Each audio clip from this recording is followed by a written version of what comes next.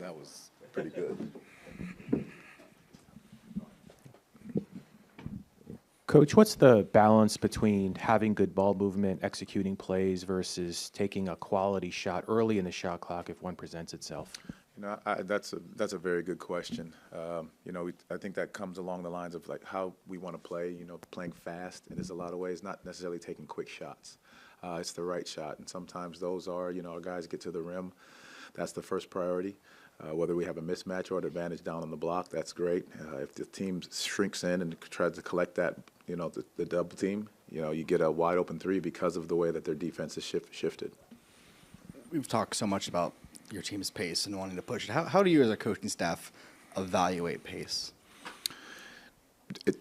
Same question, similar, is that you're not trying to take quick shots. You're trying to get the ball over half court by 21. Then it's the half court in the way you sprint into screens, how you're moving the ball, how it's getting around the perimeter quickly, attacking the basket with quick decisions. I think that's all involved in the pace style of the game.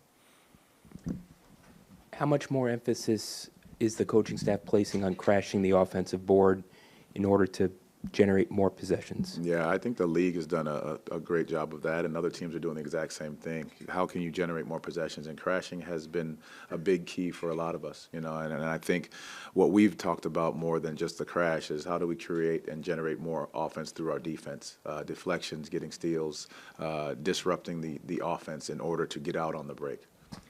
How much, if at all, do you attribute the attempts to crash on the offensive boards to the team's, and I know it's very early, the decline in defensive rebounding rate?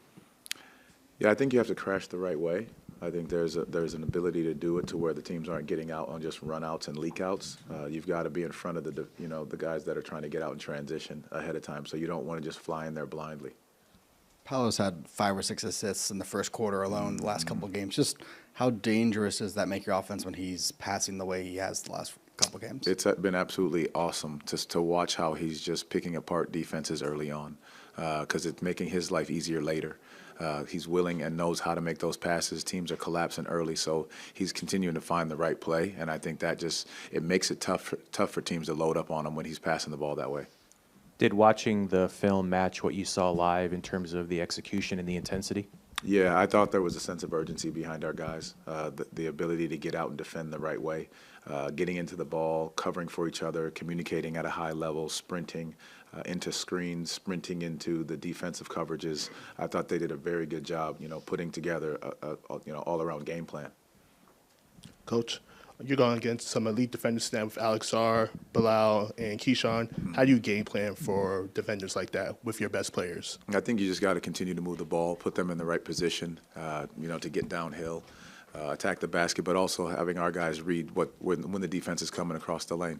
Sar does a great job of protecting at the rim. He can guard in multiple coverages, so our ability to just continue to move the ball and keep our spacing right. With the early stuff that you've seen from Alex Sarr in preparing for this game, what looks most different to you from his rookie year, both in how he plays but also how the team is using him? Yeah, I mean, he's playing pretty much everywhere. I think his ability to space the floor, knock shots down. He was aggressive, very aggressive in that Philly game, trying to get to the basket. I just really like how he's just being a lot more aggressive in all areas of his game. Obviously, defensively, we know what he's capable of doing, but offensively, just being able to attack and look more as a focal point for them.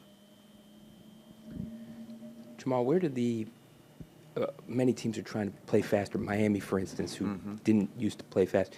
Where did the inspiration or the genesis of that emphasis, that added emphasis on playing fast come from? From us or from just the league in general? Well, maybe it came from within a coaches meeting, maybe from analytics, maybe it came from watching Indiana's success. Who knows? Ultimately, us playing at a higher pace was more along the lines generated from being able to know that we got stops and getting out and running.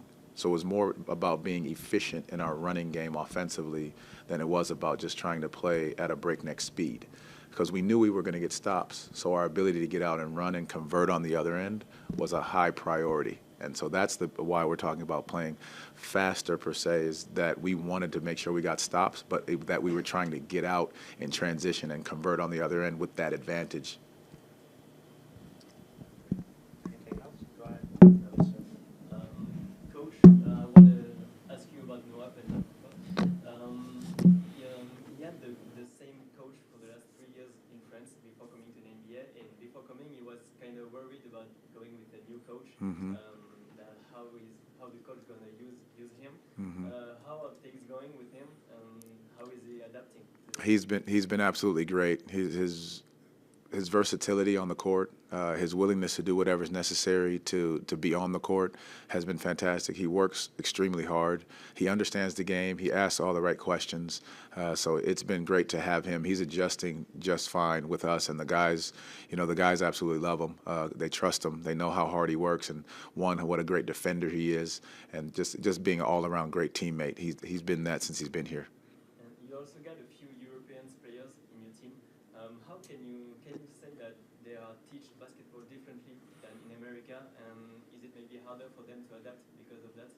I think they've helped out a ton. I mean, just the ability to space the floor, knowing when to cut, knowing when to move, how to get guys open, just constantly moving, constantly knowing how to read the game in different ways. Thank you. Thank you all. Appreciate it.